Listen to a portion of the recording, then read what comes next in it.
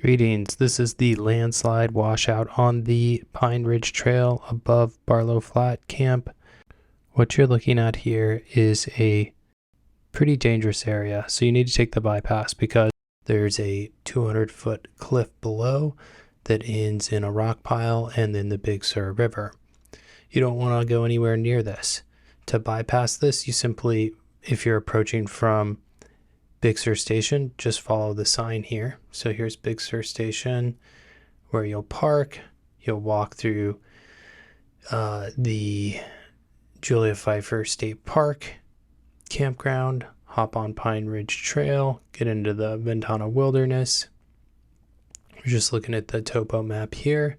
There's Ventana Camp, so you'll go past that. That's Terrence Creek where it says rustic toilet.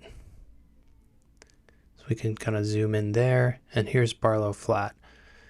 So this bypass went around the Big Sur River, and so now you're going to have to take the stock trail and cross the Big Sur River 2 times. Looking at the map from the other side, we just followed that bypass, cross the creek twice, hop back on Pine Ridge, and then head towards Skikes.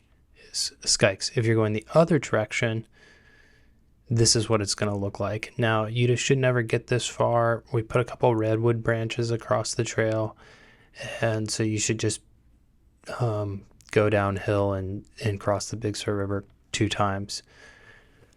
This cliff is super dangerous. It's unstable, and hopefully the land manager, Los Padres National Forest, will find a way to get it back in, but you can see where all that debris went down, and there is a little bit of a ledge down there, but who knows if it would stop you during a fall. So this is not one to mess around with. The other thing to note is if it's winter, check the USGS water gauge. I'll put a link in the description below to see what the water level is on the Big Sur River. I really wouldn't recommend anybody crossing the river much over a couple hundred CFS. Could be a little sketchy, and you just don't want to mess around with that. If you do have experience with higher water creek crossings, use good judgment. You don't want to involve search and rescue or just risk your life in any way, shape, or form. So here's what the first creek crossing looks like if you're coming from Big Sur Station. It's pretty shallow, and the flow on this day was, I'm thinking, about 150 CFS, maybe 120. And this is the hardest creek crossing. The one after this is easier, and I don't have it on film, I don't think.